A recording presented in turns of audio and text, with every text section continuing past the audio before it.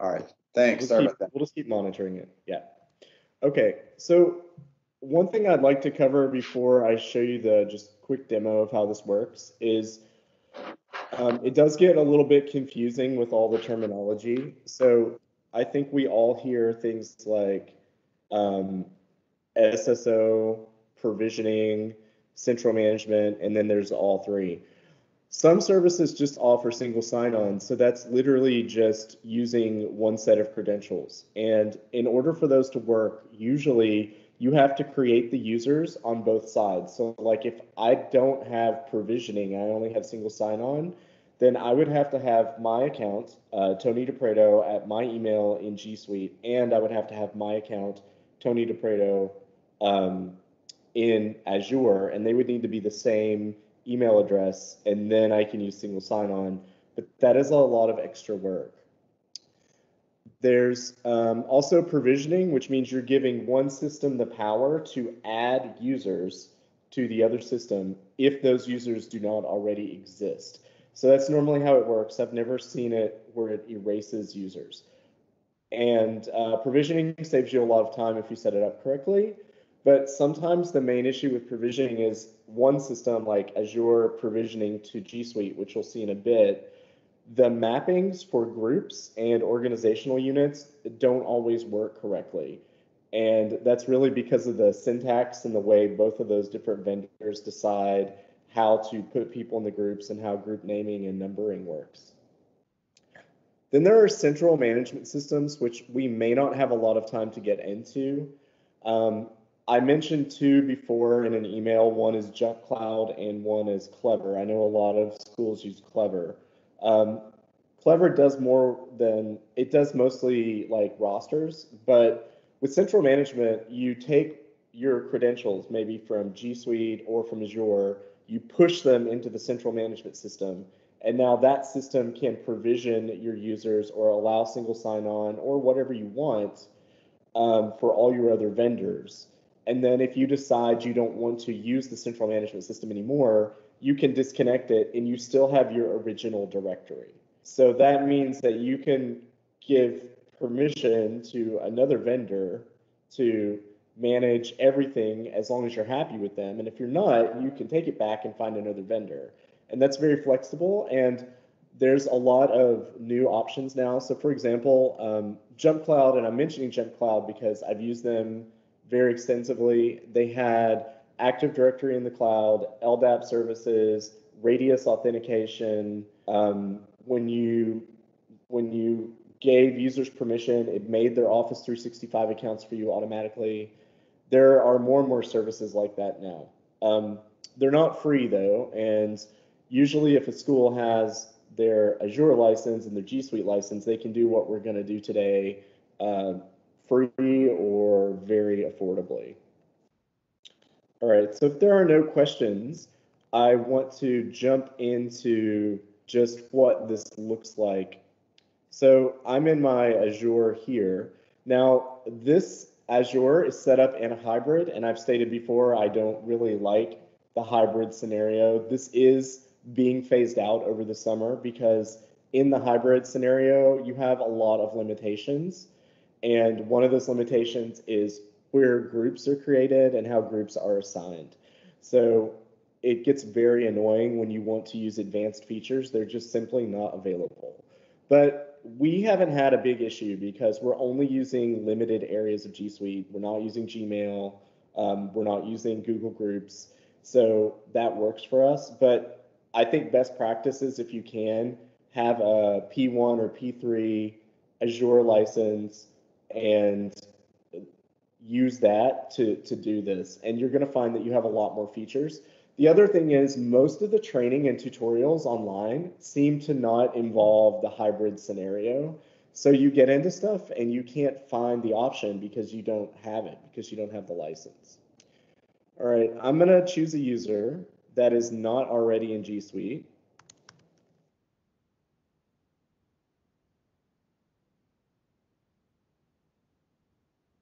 Well, he's in, so that is a mistake. Hold on just a second.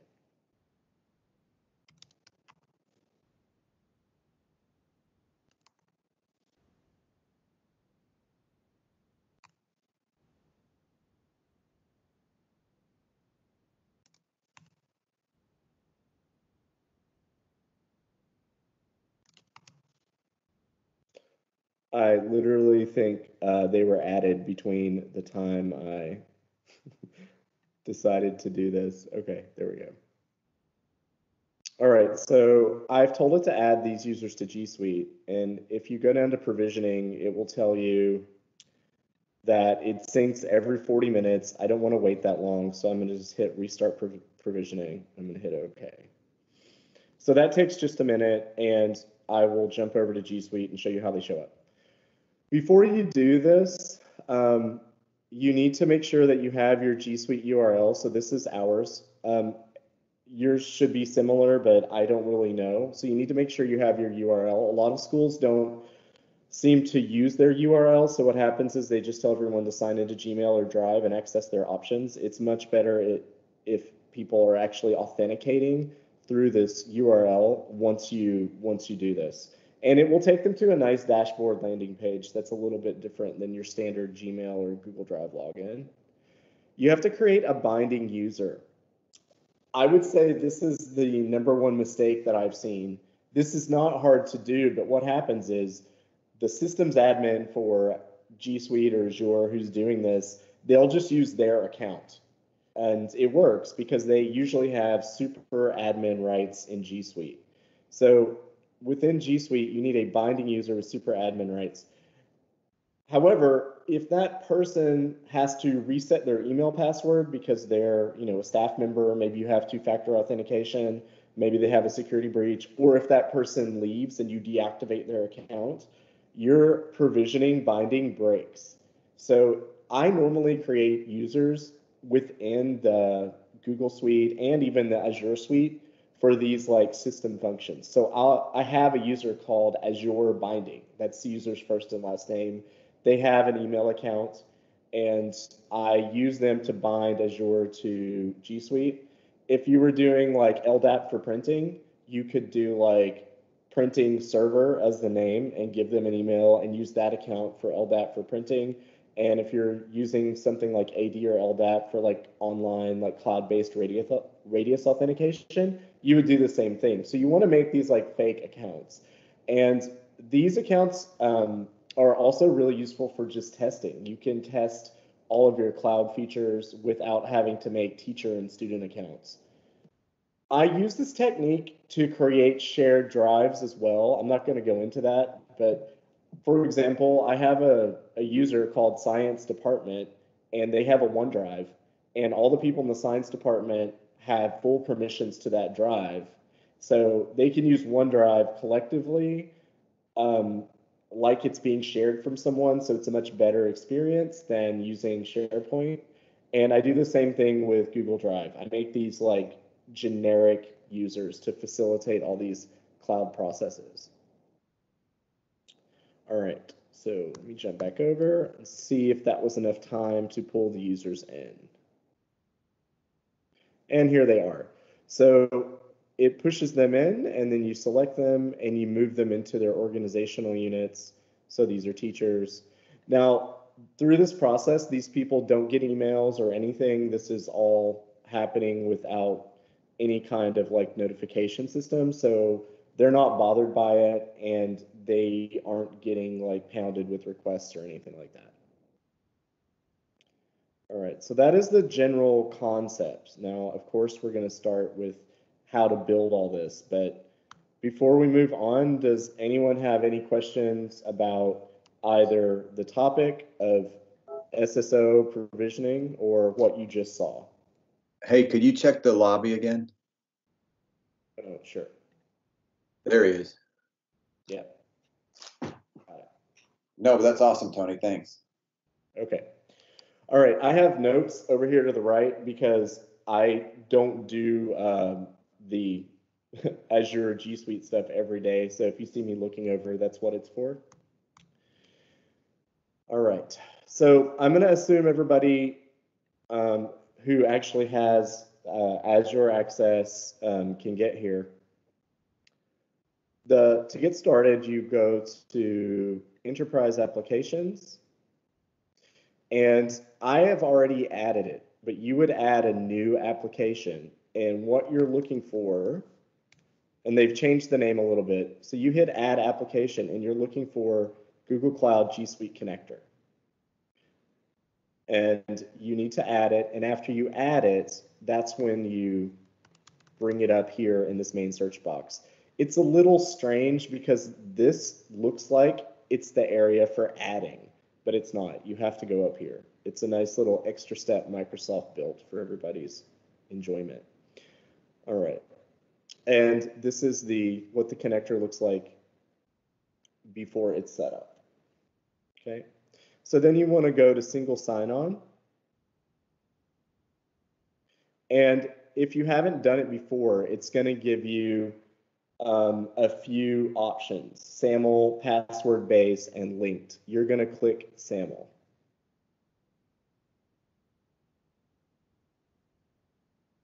One second. My audio driver is cutting out.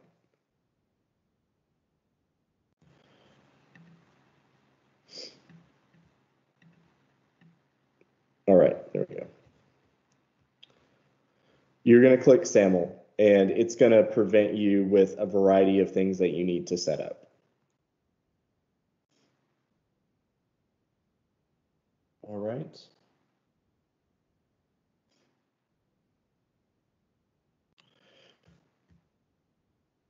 And then you go into basic configuration.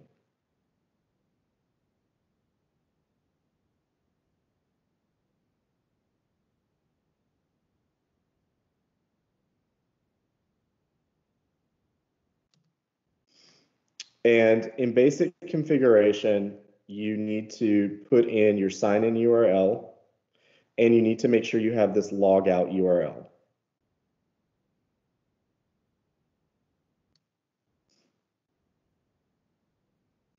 And this is where, obviously, you need to know what your school's domain is. These screens tend to change every few months. They move this stuff around, but generally the concept is pretty straightforward. And Microsoft is changing things because every time I check back, they've actually kind of pre-filled some of this information in. So if you go here and you're missing these are supposed to be populated, you can simply add them. It's sorry, emitting somebody. You can simply add them based on what you're seeing here, but Microsoft is actually trying to pre-populate more of this information. Okay. And then obviously you would save it. I don't have any changes to save. If you're using pure Azure and you're not using a hybrid, you can do a lot more with mapping, and you can do more with scoping. So you can create a group and assign people to the group. And once you do that, as they're added to their groups, they automatically get the G Suite access. I unfortunately cannot do that. So I can't demonstrate that for you. All right, the next thing that you're going to want to do is you're going to need this certificate. So after you're set up, you should get a certificate here, and you're going to need to download it. It should be the base 64 certificate. And then I normally open a text editor and I copy these because you need these for the Google. And you'll see that on this page, and I've kind of changed the code at the end so you can't see our organizational code. I paste all this in here so that I'm ready to go once I get to Google. Because it's kind of annoying jumping back and forth. And, you know, if you're doing all this in one browser window and you de-authenticate or something, you would have to start all over. So I always try to get the required sign-in information into a text document. Okay, and certificate is downloaded. You can test it now if you want, but it's not necessarily going to indicate that it's working. This is literally just seeing if Microsoft and Google are speaking. It doesn't mean that your sign-ins are going to work because obviously we have not set up Google yet.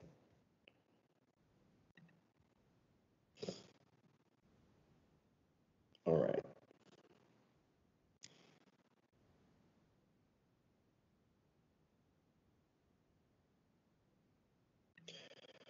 And then you can add users now, or you can wait. I normally would wait. So I would skip adding users at this point, and I would move on to the Google setup, which I'm going to jump over here to do. All right, so for Google, jump over. You want to jump into security. And some of the instructions as of late have changed. So Google changed their menu a bit. Everything used to be in here, but now if you're using Azure, Azure is a third-party IDP provider. So you go in here, this is where you put your URLs. Again, if you look at some of the training videos online, even videos from as like recent as November of 2019, you'll see that some of this stuff is not in the same order. So you just need to kind of match. So for example, if you pasted it out, sign in page, this is the code, sign out page, this is the code. So you jump over here and you just match. And you'll see, for example, change password URL. In some of the earlier videos, this was right at the top. So you put in the URLs, and then you can upload the certificate that you downloaded. And make a note of this, and I'll send it to everybody. If I have it, let me make sure it's over here. Yeah, it's there. This is just something you're supposed to know from Azure documentation. So I've put this in here. If this isn't correct, then the process does not work.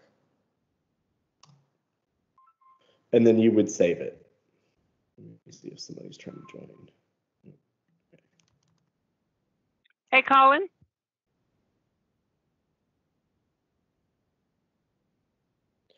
Right.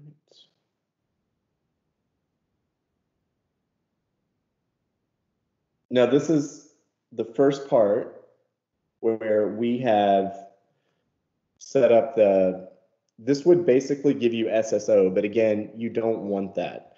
That was really simple, but at this point, you would have to create all the users here and make sure those users match in Azure. So we don't want to do that. What we do want to do is set up provisioning now so it happens automatically. Now you'll notice I have this user Azure bind, and they are a super admin. You do not have to leave them as a super admin after you do this. If you would like to reduce their permissions levels, do the binding and then go back into roles.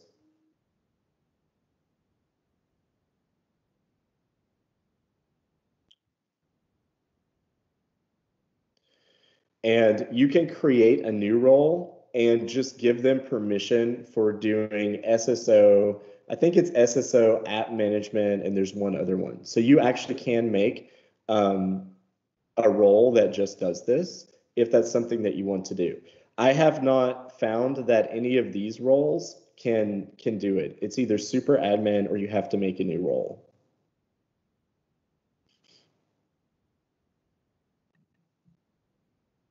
All right, I'm going to go back over here to Azure, and let me go to, yeah. So once you're back here in your home page, you can click Enterprise Applications, and you can find your Google setup again. And you want to go to provisioning. Now, I've already set provisioning up. The first time that you set it up, it's going to ask you a couple of questions. Let me see if I can jump over to edit. Maybe it will show us some of those questions.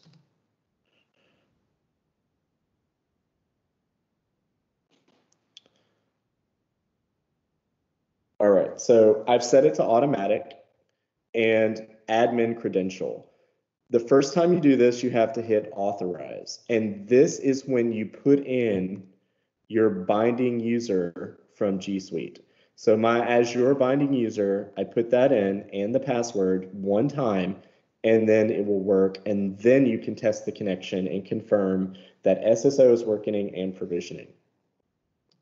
This is the notification email. And this could be any system admin This makes certain that anytime provisioning fails or somebody is added, that they get a notification. And mappings, again, I can't do these because of the way our hybrid is set up, but you can use the mappings and assign groups. I think the most common method for doing this, if you're in a pure Azure cloud, is that you create a group that has permission to use the enterprise application for G Suite. And that starts to save you a lot of time because you're really just adding people to that group and they're auto provisioned. You can use these enterprise applications and this same SAML concept to do things like your Adobe Creative Cloud. If you wanted to do Adobe Creative Cloud and Google, all you have to do is, again, you set up a group called Creative Cloud, and anyone who's allowed to log in, single sign on to it, you add them, and then it would provision the Creative Cloud accounts for you.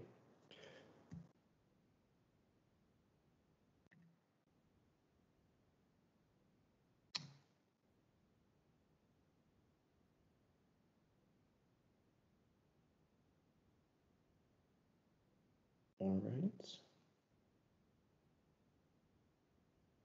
Just skipping through my notes here.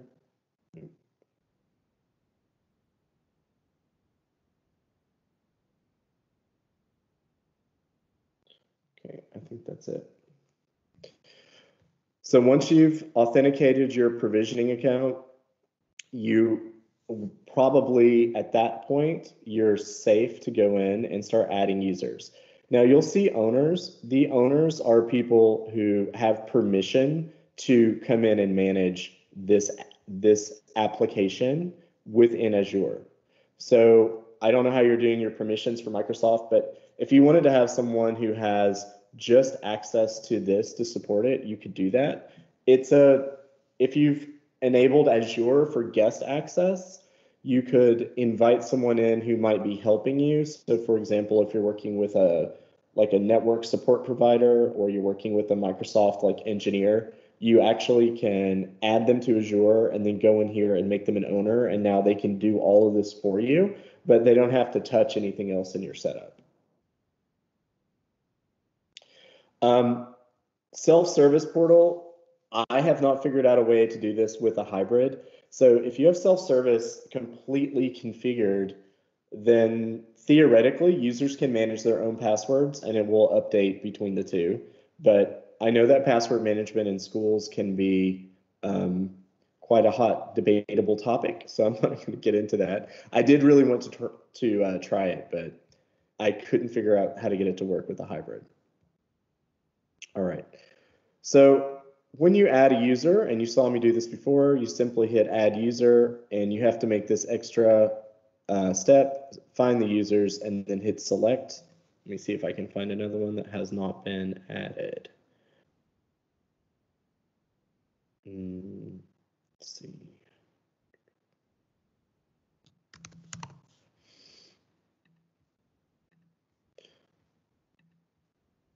So now she's been assigned, and again, if I go to provisioning, it's going to tell me that the interval is 40 minutes, so it should sync up around 11:51. If I want to sync it immediately, I just hit restart provisioning. Provisioning logs, I have not found these to be very accurate. They do seem to work, but sometimes when I pull up the log, it's basically blank. And then an hour later, it's working again. And I don't know if it's our license or if it's just in this preview state. Let me go back here.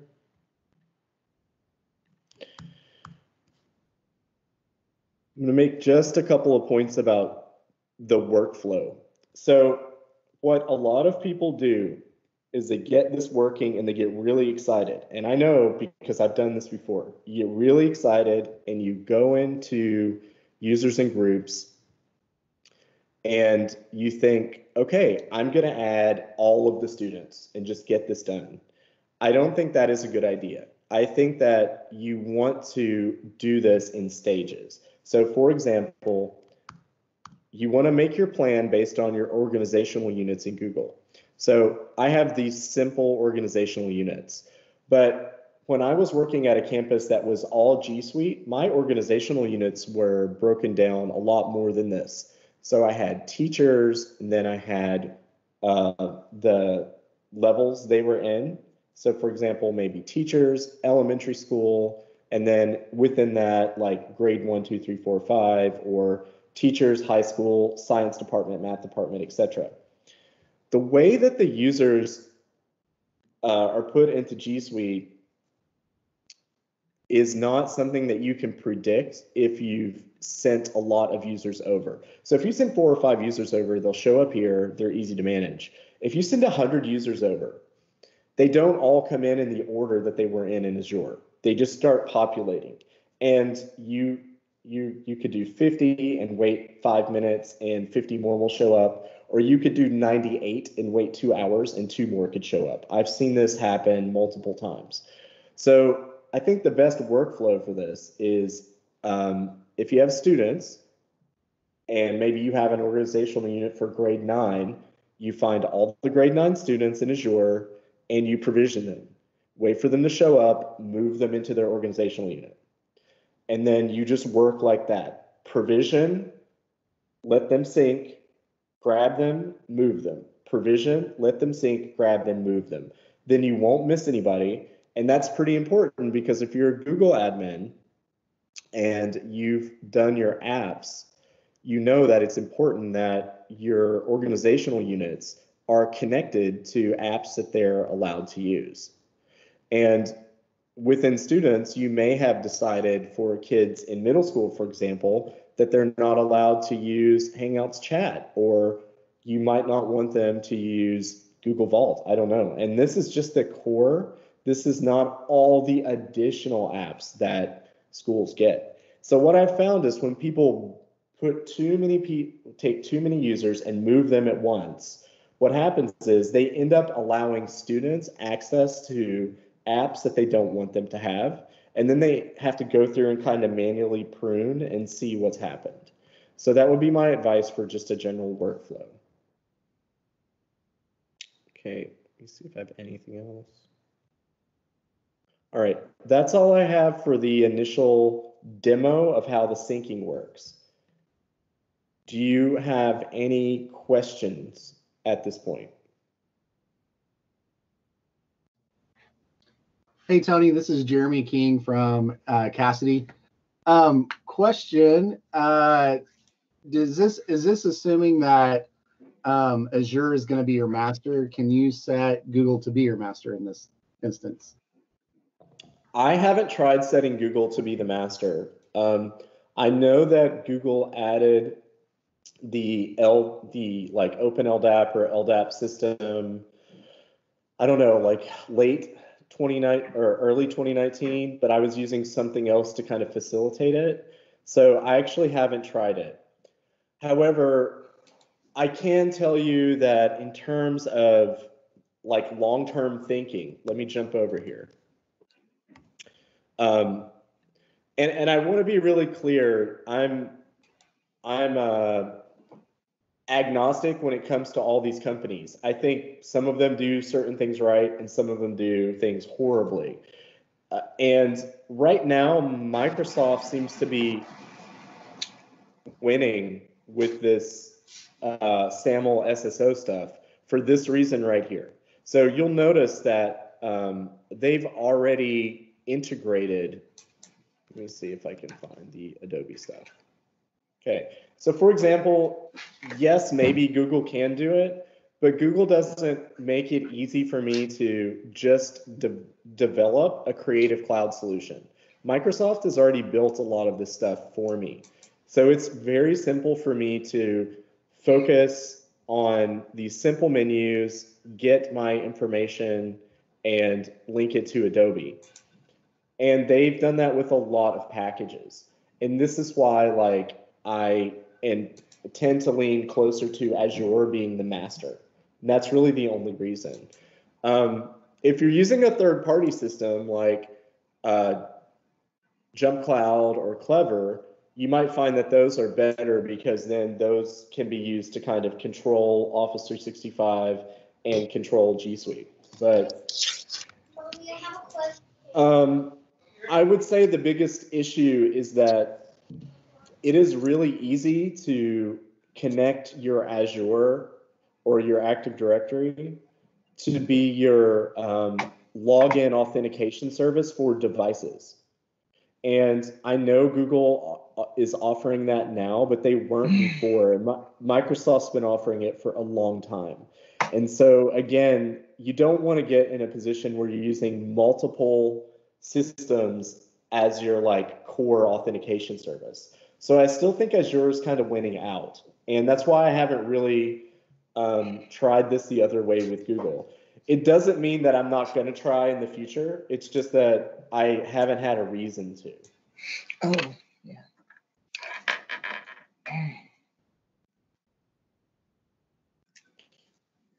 Any other questions?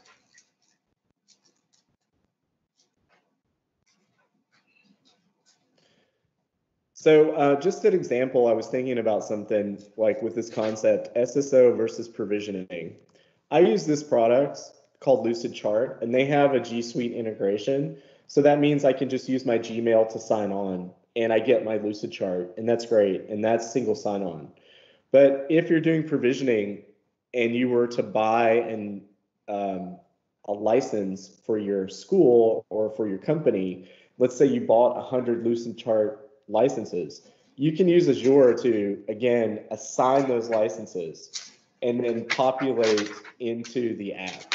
And I think that's really the big difference between what SSO offers versus provisioning.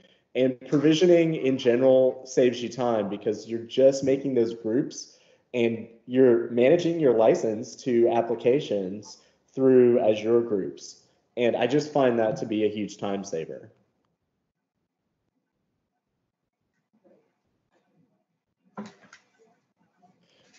Any other questions?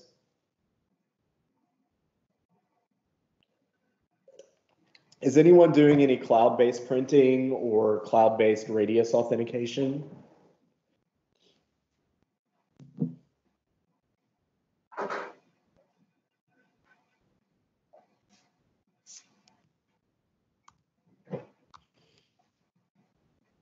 Tony, this is Kurt from Bosque School, and we're doing cloud-based printing with a local print server, Microsoft print server, and the connector to Google, which I now know is going to go away. So I'm not sure how we're going to do that next year. So any thoughts on that would be helpful. So you're integrating with you're integrating Microsoft print server, and then it has a connection to Google Cloud Printing that runs on the okay. Okay. What kind of print is going to go away? So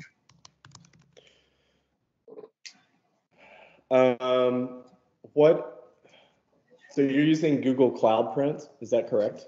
yes. Yeah. Okay. And so yeah, go ahead. Sorry. Now somebody else. Yeah. Shoot, it says there's no dial Um, Are you having problems anywhere else? So my general thought is products, not thinking about products, but thinking about like thinking about the overall. I don't. You mean phone lines or internet lines? Either, I mean, because I thought we were doing it remotely now. We're getting somebody You know, else. 'cause I don't go and plug in and re-plug in because we've got that thing on the back. Yeah, I can't. Yeah. I can't really hear. Supposed to connect. Maybe the thing is not. You know, So- whatever. No, that's. I plugged in, re-plugged it. Is there any way that you can mute everyone? Yeah, just mute everyone and then. Okay. All right. Well, what I would suggest is see if you can find a print server that can use the like LDAP or AD protocol, and then you actually can go in here and you can make your own application. So you can actually build your own SAML with information for your print server. You'd have to set up a print server though of some kind. Jump Cloud, and I'm not pushing this as a product, I told you, it's just something I'm familiar with. When you make users in Jump Cloud, you've got these different ways they can like connect to things in the cloud. So for example, if I give myself permission to use LDAP with my school email, then this is going to give me LDAP settings, and I can put this into a cloud server, and the cloud server will download the Jump Cloud users, and anyone who has permission to use the LDAP can then authenticate. So if you have a cloud server that can use LDAP, then you can use systems like Jump Cloud to authenticate, and it's the same for Radius. So you can go into the user, or you can make a group and you can give them permission to use different things.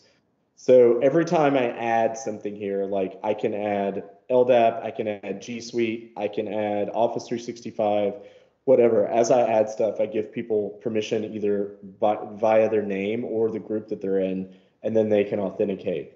So before I moved to the US, we were doing all of our cloud-based printing simply using LDAP authentication.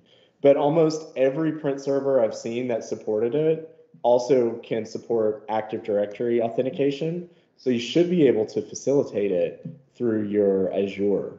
However, you're going to need to choose a print, like you'll have to choose a print service, because it sounds like when you're using Google Cloud Print, that's your print server. So you're going to need a new print server. What? Yeah, I mean, like I said, it's a Microsoft print server, just with local Active Directory, and then tied into, it's actually tied to a user, and it's just printers at boskeyschool.org. And then that user publishes the printers. Oh, I see. I see. Google. So it's not even really I mean, it is a print server, but it's tied to this user, and it's using a connector to the Microsoft product. So I know that Papercut is very popular. I haven't used it in a few years, but I do know quite a few schools that use Papercut. It might be something good to look into. And it already has an Azure integration for printing. Okay, I can look into that. Thank you. But I can look into it more. I just wasn't really 100% prepared for the question. No, that's all right. Everybody has their own stupid little situation that they have, right? You can't be aware of everything, so. Well, I'm going to make a note. I want to look into it for myself. All right, thanks. Yeah. Now, Google is offering, they are offering LDAP now, which is basically what Jump Cloud is offering. So if it's, fully featured, then what's going to happen is when you switch over to doing this type of like authentication, you're going to also have data from each individual user. So instead of having one user that's printing on your behalf for the whole school, you can actually start tracking what people are doing and how much they're doing fairly affordably. And I don't know if that's if that's important for your school or not in terms of just looking at the volume of printing and managing cost, but it's a nice kind of free benefit for taking the steps to get it all working on individual accounts instead of using a central account. Yeah, no, that would be great. But I'm going to look into it. I'm making a note here. I'll put all these notes out. The video is going to go on YouTube. I'm going to edit it down a little bit, and then I'll put all these notes under the video. Okay. Thanks. Anybody else? Tony, we're pretty much at the beginning of this process.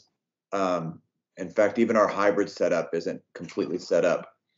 But do you want to talk a little bit about either making the jump to the pure Azure AD, or even Because it sounds like if you're at the beginning, maybe it's better, you might even recommend skipping hybrid and getting right to pure. Yeah, so if you're, I would definitely recommend not putting a local AD in if you don't have one.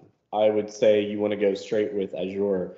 Now, when I started using this technology, it was 2013, 2014, and we didn't have the option of using Azure where I was located, so we had to use an AD plus the, what is it, Active Directory Federated Security System or whatever.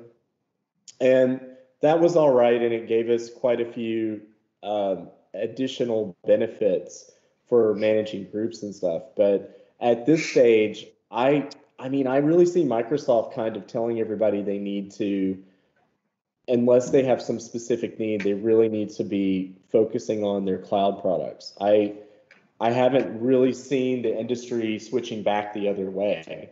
So that would be one reason to do it. It's just how, if you're going to stick with the product line, I think that's where the product's going. Yes. And in terms of like moving from the AD and then getting up in the cloud, you can use the AD Azure connector software to do that.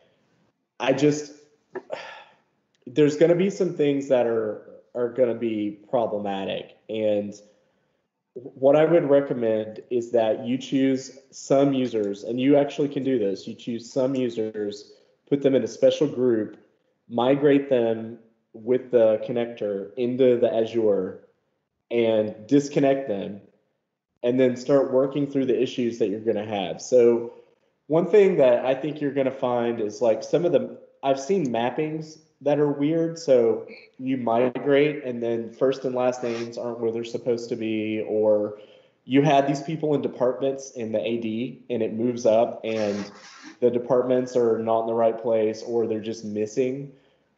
Because in the Azure, you have a lot of different classifications for people, and you have all these additional fields that you could make to organize people.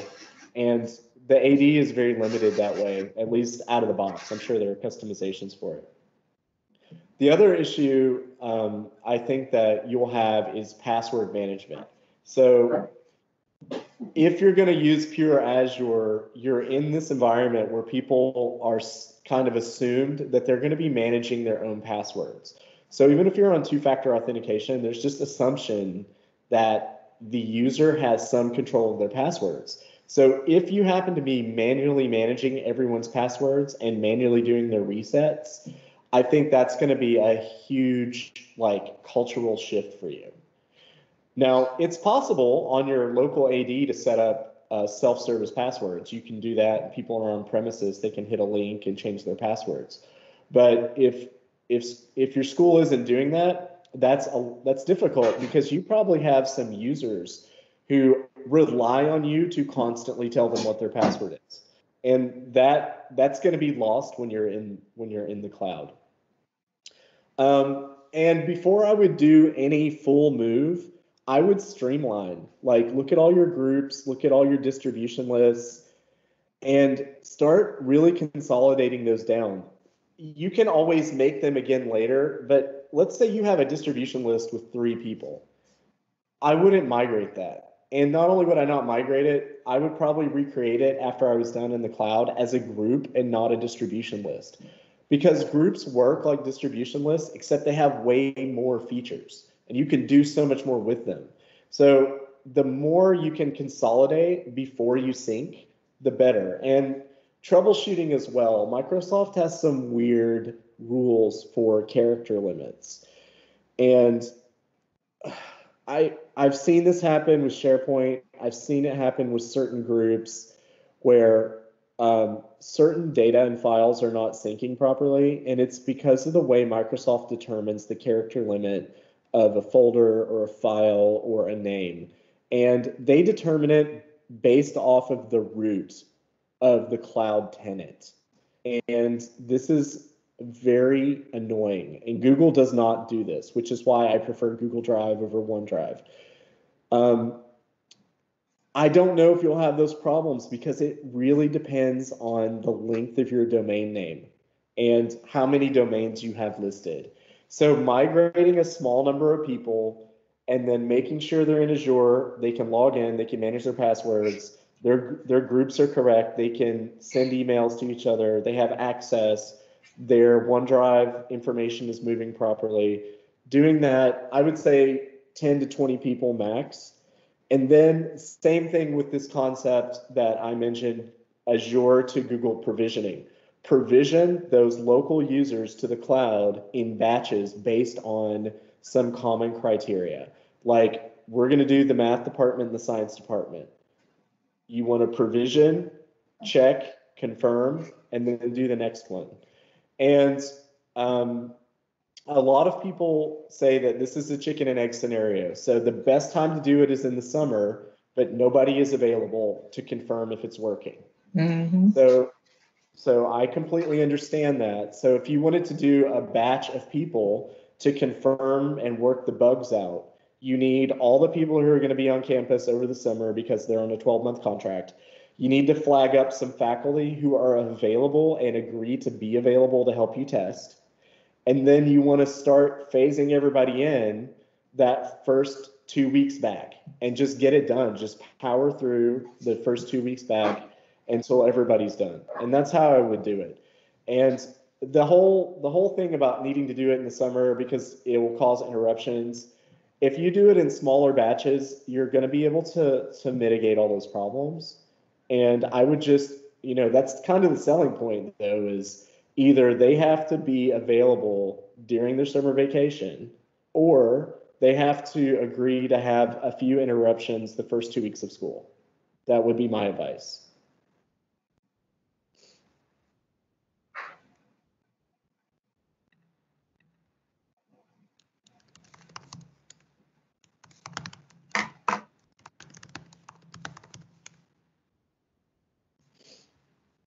Anyone else? Hey, Tony, if we have time, can you show us what this looks like with Clever? Actually, I can't because I'm not using Clever. I just know loads of people who use Clever, and they tell me all the time I need to use it. So, let me see though.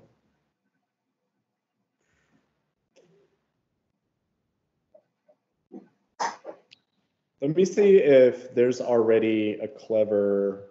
Let me check the gallery. Yep. Okay, so the same setup that I used for G Suite, it's SAML-based sign-on. It's the same steps. They're gonna ask you what your Clever might have a single URL, so they're gonna ask you for the URL you need for the sign-on, and then you're gonna download a certificate. You're gonna go to Clever. You're gonna upload that certificate. You're probably gonna put in the same or nearly the same information that you used for G Suite. So you're probably going to put in your sign-in page, sign-out page, and the change password URL. I would say it's exactly the same. And then you would assign your users. And I'm only saying that because I recently did this with Canvas. I think it was Canvas. Yes. I recently did this with Canvas, and it was the same process. So we set up SAML for Canvas, and this is actually pretty cool because as long as you're authenticated into your school email, Canvas actually is just pre-logged in. So the process every day is log into your email and then click the link to Canvas, and then you're logged in. So you don't even have to really onboard people by having them log in or make any kind of setup. So that was really nice.